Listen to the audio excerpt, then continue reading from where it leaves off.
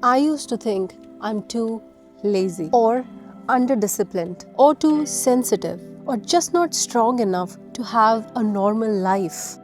Because every time I tried to slow down, I felt guilty. Every time I rested, I felt like I was wasting time. Every time I wasn't doing something useful, something in me would start panicking. And the weirdest part is, nobody had to be in the room anymore. The pressure was already inside me.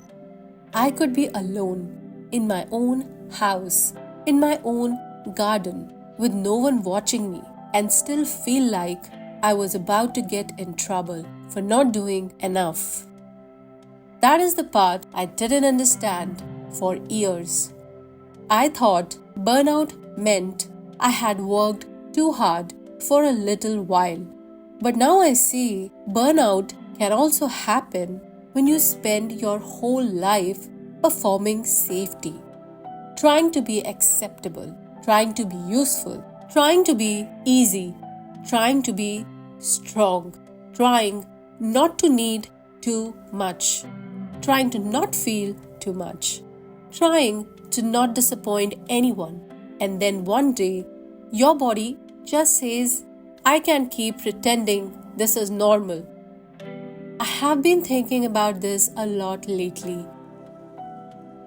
How many of us are walking around thinking we are lazy when really we are exhausted from surviving? Not physically tired in a simple way, not the kind of tired where one good night of sleep fixes everything, but the deeper kind, the kind where your mind is always scanning. The kind where rest doesn't feel restful. The kind where even peace feels unfamiliar.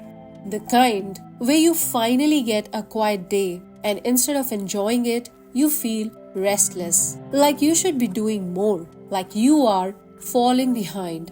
Like someone is going to come and tell you that you are not allowed to just exist. That kind of tired changes you. And if you have never had to explain it to anyone, you know how lonely it can feel.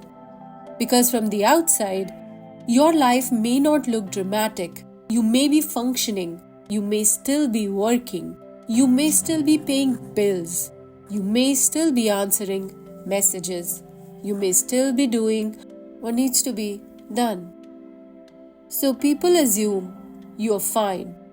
And after a while, you assume it too. I think one of the hardest part of healing is realizing how much we normalized. How much tension you called responsibility. How much fear you called discipline. How much self-abandonment you called being mature. How much exhaustion you called being productive. I didn't always know I was disconnected from myself. I just knew I was good at pushing through. I could ignore discomfort. I could override my body.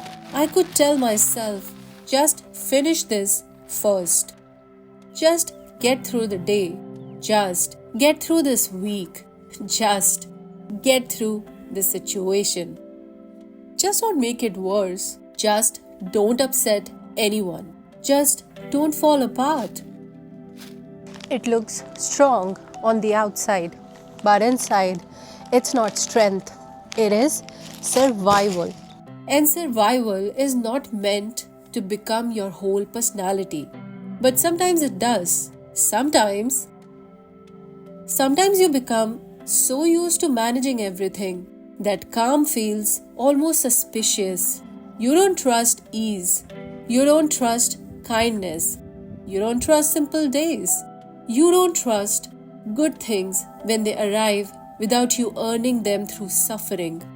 And then people say, just relax. But they don't understand that relaxing is not simple. When your body learned that being relaxed was unsafe. So you stay busy, you stay useful, you stay alert.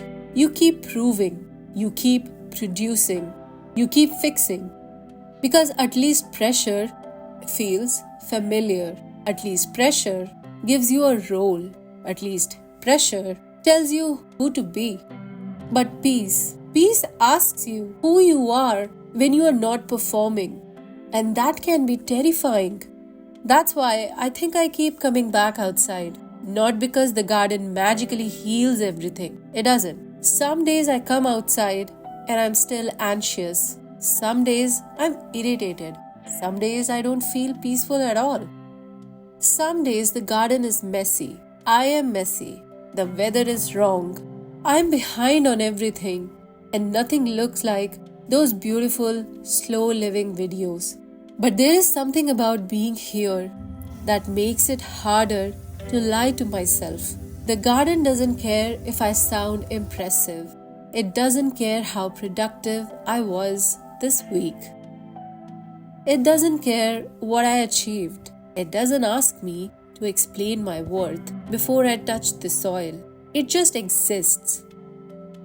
And when I'm here doing something small with my hands, I can feel parts of me coming back online. Not in a dramatic way, not like some big emotional movie scene. More like, oh, I'm still here, under all the pressure, all the noise, all the expectation. There is still a person here, and maybe that person doesn't need to be fixed as violently as I thought. Maybe she needs safety. Maybe she needs time. Maybe she needs space where she is not being evaluated every second. For a long time, I thought if I could just become better, I would finally feel okay. More organized, more calm, more confident, more successful, more healed, more disciplined. I thought the answer was always to become a better version of myself. But I'm starting to question that. Because what if the goal is not to become a more impressive version of myself? What if the goal is to become a more honest version?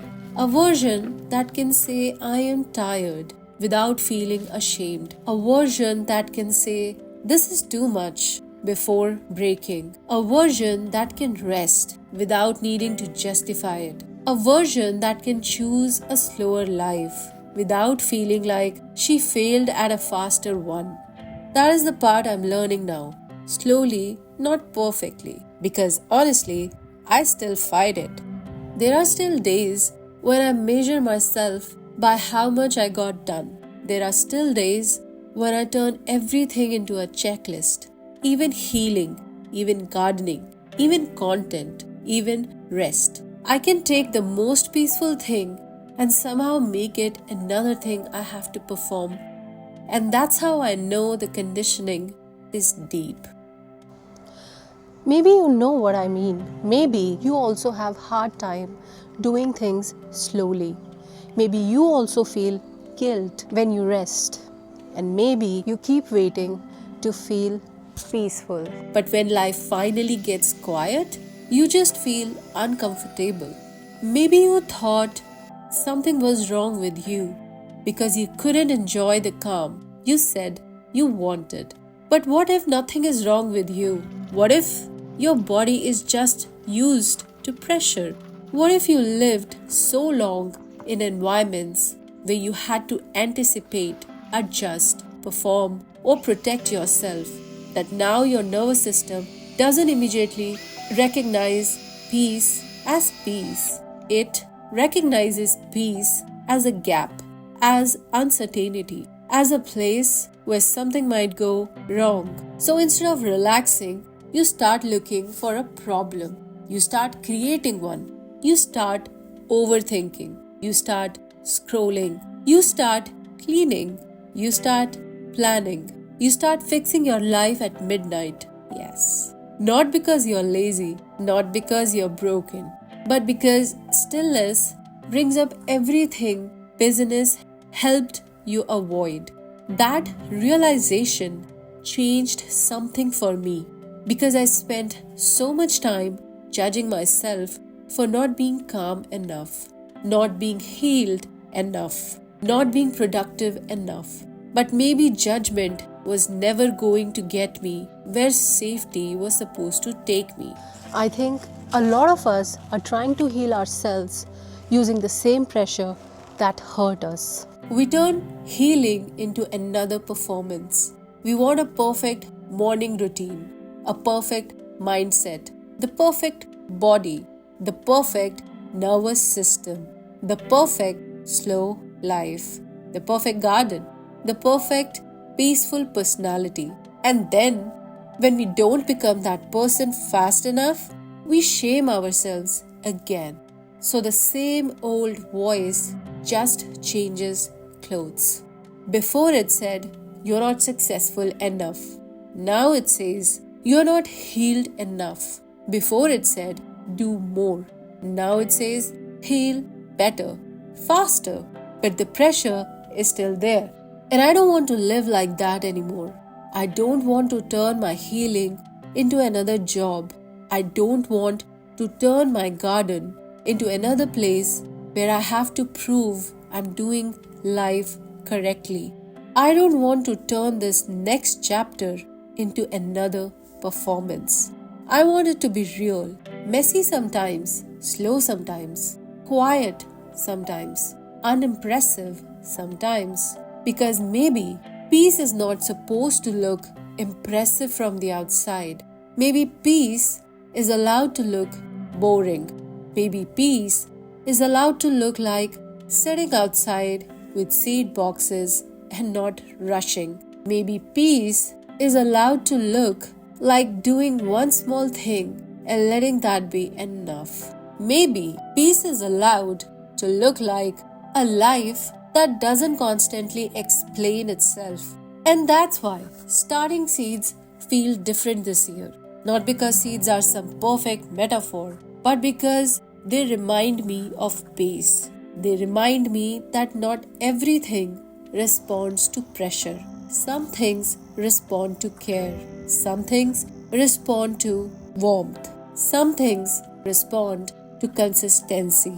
Some things respond to being left alone after you have done your part. And that last part and that last one is hard for me because I like to keep checking, keep adjusting, keep wondering if I did enough, keep wondering if I ruined it. And I do that with myself too. I keep checking if I'm better yet, if I am healed yet, if I'm over it yet, if I'm finally becoming the kind of person who can live without feeling guilty for existing. Maybe I don't need to keep digging myself to know that I'm growing. Maybe I need to give myself a chance to root. That feels uncomfortable to say because it sounds simple. But simple doesn't mean easy, especially when your whole system is used to urgency. I think the truth is that I'm not lazy. I was tired of carrying the things I didn't know the language for. I was tired from adapting, tired from being alert, tired from shrinking myself, tired from trying to be acceptable, tired from confusing pressure with purpose, tired from treating my body like it was an inconvenience instead of a messenger. And when I finally started to slow down, I didn't feel peaceful at first. It all felt very wrong because I had built a whole identity around being able to push through. So when I stopped pushing, I didn't know who I was. That's the part nobody tells you. Sometimes healing is not about becoming calm immediately. Sometimes healing is sitting in the discomfort of not performing and realizing that you are still worthy. Even when you are not useful, even when you're not achieving, even when you are not impressive, even when all you did today was something small, something quiet, something nobody claps for.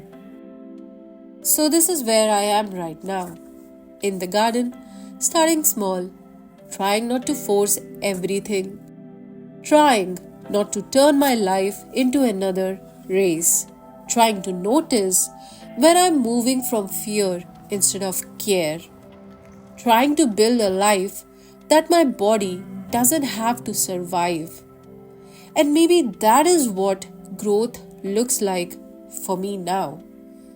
Not becoming someone completely new, but finally becoming someone I don't have to abandon. I don't know what this season will become yet. I don't know what will grow. I don't know what will fail. I don't know what will surprise me. But I know I want to do it differently. With less shame, less pressure, less proving, more honesty, more patience, more room to be human.